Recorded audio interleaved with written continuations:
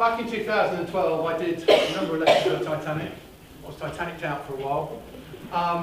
Sad that the anniversary of the Lusitania last year passed almost without mention, which I tried quite hard. I did a couple of lectures, I guess, but this was the Titanic. Yeah, it sank. But again, it changed the world. I got quite popular a few years ago and I said the Titanic had to sink, otherwise the Marconi Company might not have been there. But let's the rest of it. So there's the only picture now of the Titanic radio room taken by Father Brown. There is a Marconi radio. All the equipment there came out of this building here. That's the important thing to say. There is John Jack Phillips. There's Harold McBride, the two wireless operators. Phillips on the big pad over there. Marconi men, Marconi operators, they would have known this building extremely well, would have been here a lot, although they were trained at Seaforth or at Frinton earlier. John Jack Phillips has been with the company for 7 or 8 years, has been on all the big liners, became the lead wireless telegraphist on the Titanic. Harold McBride, this was his first post. That was a difficult one. As we know, Phillips died along with 1,543 people, but 762 souls, including Harold McBride. This is McBride with Marconi at the investigation, the report into the Titanic disaster in America. Okay, so McBride survived. And the only reason they survived was because of Marconi equipment. Built at Hall Street. Otherwise, everybody would have lost at sea. They were 1,000 miles offshore. So this is what Hall Street did. And at this point in time, we're in 1912 now. Now the world changed. That we are effectively at a point in history whereby they've just decided that every ship over 500 tons have to have a wireless set. Not necessarily a Marconi one, but pretty much that's where we're going. So this is the equipment on board the Titanic supership, the Olympic. It's a better photograph, but you can still see Fleming's Mortal Tuna. That was built in this room. 1912, the world changed. Marconi became world famous for the 3rd or 4th time. They forgot about it, then they remembered again. Many hearts bless you today, sir. The world debt to you grows fast.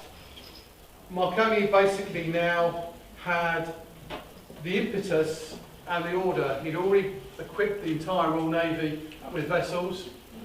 I guess we've got to get through to New Street. Hall Street was now massively overloaded. You've seen some of the equipment being made, Mortal Tunas, the demand. He'd equipped the entire Royal Navy, 152 vessels. He was getting orders from all over the world. He put stations in Hawaii, in Tonga, in remote Australian islands. The breadth and reach of the Marconi Company was phenomenal, and it all came out of here. There was nowhere else building wireless equipment in the world. In another bold move, and still with the company in perilous financial trouble, because he construed of the plan to make New Street before the Titanic sank. So he threw everything he had, borrowed money left, right, and centre to build the world's first purpose-built wires factory. And this was to be a city. This was raw materials in this end, finished wire sets at the other one with his own trailing line. This was on a scale 100 times bigger than Hall Street. The Titanic was sank. New Street, by the end of 1912, was already at capacity, if not overloaded. And in 1913, Marconi's investors, who had sat with him patiently since the company was formed in 1897, got their first dividend on their shares. They'd only had to wait 16 years.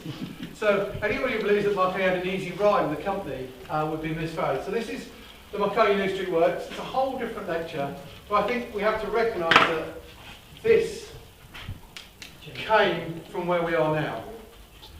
This changed the lives of hundreds of thousands of Chelmsfordians, that's probably the right word, yeah, and Essex people.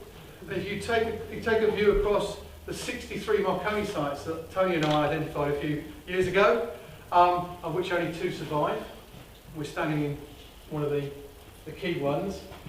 I mean, this dominated the next 90 years, 100 years of electronics radio engineering. So in this factory, out of the work that came at Hall Street, you have the birth of British broadcasting, And some people come to a talk I'm doing in a couple of weeks' time that.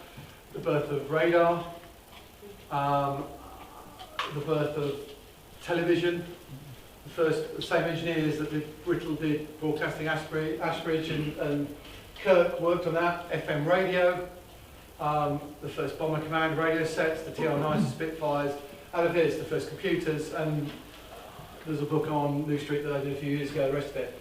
So all that could not have occurred unless what had happened at Hall Street happened.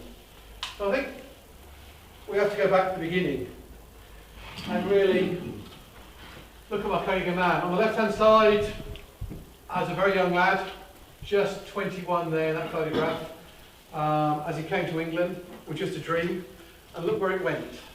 Look what we got to. It is almost incredible. You look what he did and what he struggled through the first 5 years. And you know, when he ran to when Poldhu Point Station 1901 was destroyed, and he ran to Liverpool, 2 steps away from the bailiffs, let's be honest, to go over to America to try and force an S across the Atlantic, December 1901. All the equipment for Poldhu and that experiment was built in this factory, and the biggest wireless signal distance he'd ever achieved was 180 miles. December the 12th, 1901, 2,170 miles, letter S. If you didn't believe him, almost a year later, Philadelphia set sail with equipment built in these buildings to prove that you could receive signals day and night over 1,500, 1,600 miles, totally reliable. By 1907, Marconi had established a transatlantic communication system that was now challenging the undersea cables. I'll be over in Clifton, I was over in Clifton last year, and he built the largest wireless stations, Poldhu and Clifton. These were the biggest single endeavours that mankind ever done, and the majority of the equipment was put together here. Not heavy engineering, electrical engineering, but the equipment was done to drive that works. By 1908, he's transmitting 10,000 words a day in reliable, by Morse code, across the Atlantic Ocean. He's charging 6p a word. It's a commercial venture. The stocks and shares in the cable industries collapsed overnight. In 1911, people were still writing to him to say that it was impossible and radio would not go further than you could see in line of sight. So, Marconi the man, and Marconi in Chelmsford, and Marconi at Hall Street. I've been talking to you now for about 40 minutes. We could go in any direction, I could say so much more. But what I'm trying to do is give you a flavour of how important this factory is to me, how important it should be to all of you. And I left Chelmsford a few years ago now. It's fantastic that the exhibition is here, long may it continue. I'm doing a couple of radio interviews and I'm actually putting an appeal out now. The first thing is, I put together for the group here, Marconi's Hall Street Works. All proceeds, the whole thing goes to supporting the exhibition here in the Trust. There's 60 numbered signed copies, which I'm going to have to sign today for people. Beyond that, you have to spend a fortune on Amazon, and it won't be signed, it won't be numbered, and it won't have Love and Kisses Tim. It's sort of a personal address, it really destroys the eBay resale value as well. So, and this again tells the story that I'd like to tell you today if I had a whole day in front of me in a lecture room with bits and pieces. So I endeavour to get for you to sign up for that one. Again, I think in closing, let's take a little step back. I mentioned places that are important in time and places that are important in history. So if you're ever down the Isle of Wight, go out to the Needles. We've just, I literally worked last year with the team there. We've managed to re-site the monument, which is now right next to where the Royal Needles Hotel was, which was burnt down. There's an insurance problem in 1912. It's disappeared. The 4 plaques there tell the story, and on there are names like Franklin and Luckett and Marconi and Kemp. Tell the story of what happened to the Needles. If you go to Poldhu Point, you'll see the Marconi obelisk there with the letter M. Marconi straddling the world. On there you'll see Franklin's name. Both those monuments are testament to an experiment that's over 100 years old. If you look westwards for like 2,000 miles, there's nothing but cold sea. But just when you go there, and when you walk around later on in this factory, just remember that really important things happened in those places. And that for a short moment in time, what happened in this building, what happened to those 2 obelisks, changed the world that we know it.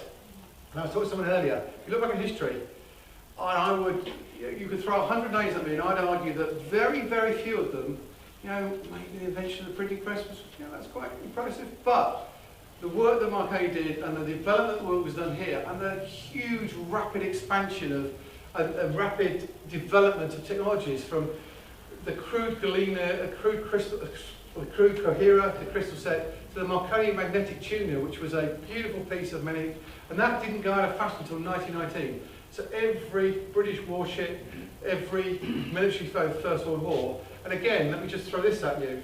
If Hall Street hadn't did what it did, and the New Street was ready, the British Armed Forces would not have had wireless in the First World War. Now that would have changed the language we're all speaking today, possibly. And there's something to you to think about as well. And again, if the Marconi Company hadn't kept working in Chelmsford as it went through the 1930s, and again, my mind's going all kinds of different directions, but one of the interesting things being across the road in the Hall Street Works is in 1914, a young engineer suddenly realised that he was receiving German messages from their fleet. Didn't know what to do with these, so he just wrote them all down. They were Morse code, but it's German, and he read German, and he happened to understand German. He packaged them all up, took them down to the Admiralty.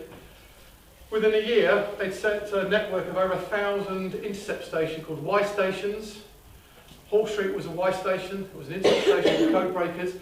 Bizarrely, the Germans didn't start using code on their wireless signals until late 1917. So we read everything, every Zeppelin, Navy ship, the Battle of Jutland. We read it in open German text, and it went to room 40 in the Admiralty House. That system and technology became the Y stations and intercept stations in World War II, and became Bletchley Park. So again, that came out of the work that was done here. And the first thing saying, what should we do with these German messages? And that was also linked with all the radio amateurs across the country who came together. And again, they're unsung heroes. The majority of using Marconi equipment built in Hall Street. So I hope you get the idea, and when you dealt with the book, and if you can face the very long tome, it's tens of thousands of stories that all weaves its way around this building, the New Street building, and the work Marconi did here. I'm going to shut up now. I'll throw it out to questions. We can go anywhere you like on questions. Someone's going to ask why did Marconi come to Chelmsford. We'll do that one as well. Ladies and gentlemen, again, thanks to Chris and the team for the organisation. Thanks for listening to me, and enjoy the exhibition.